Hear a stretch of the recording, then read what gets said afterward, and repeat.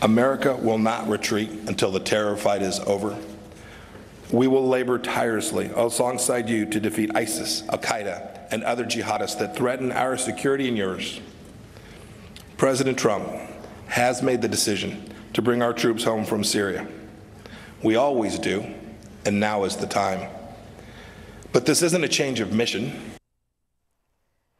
Secretary of State Mike Pompeo saying he wants our troops to come home as the military says it has started pulling equipment, but not troops, out of Syria.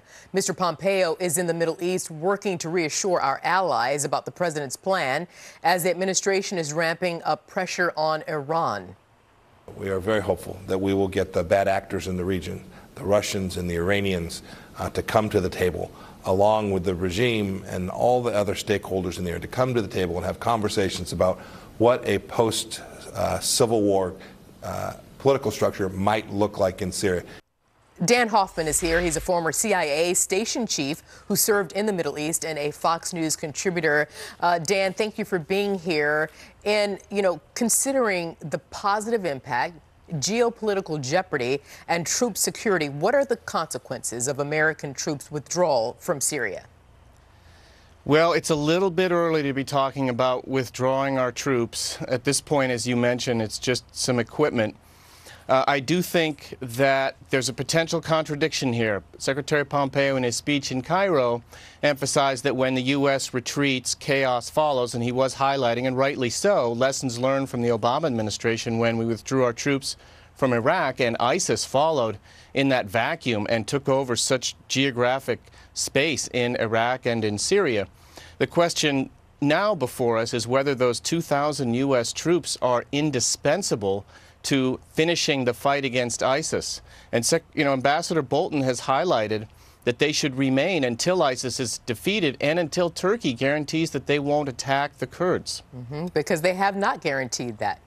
Turkey has not guaranteed that. So, you know, and I understand your point. I mean, during the trip to the Middle East, you want to ask, what is the message and agenda for Secretary of State Pompeo, National Security Advisor Bolton, who was there earlier in the week? What is the agenda and who is their target audience? I mean, and furthermore, Dan, do these chief ambassadors of U.S. foreign policy take with them a cohesive method and plan in concert with President Trump?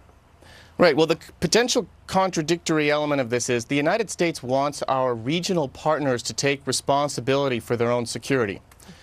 And that was something that Secretary Pompeo emphasized. He also highlighted that the United States is a true friend and a loyal ally to our partners in the Middle East, unlike China, unlike Russia. And he emphasized that our two key enemies are Iran and ISIS, and they remain so.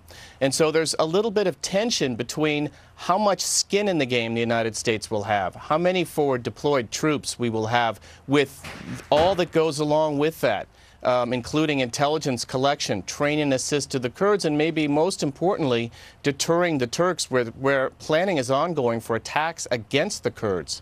And that's essentially would amount to tactical fratricide, where if the Kurds are defending themselves from the Turks, then they make up the bulk of the Syrian defense forces that have taken the fight to ISIS. I think we'd have some problems with ISIS reconstituting itself. And you are the former CIA station chief again in Moscow, Iraq, and Pakistan. I mean, you laid out the complexities of this operation here, however it's going to proceed. How are the steps by the United States there in Syria being perceived and monitored by Russia, Turkey, and Iran? And those three actors could get together, and they are having conversations without the United States.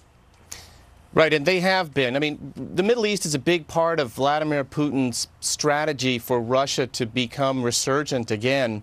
And I think he saw Syria way back in the Obama administration when we didn't enforce the red line as an opportunity, as a force multiplier for Russia to gain leverage and influence.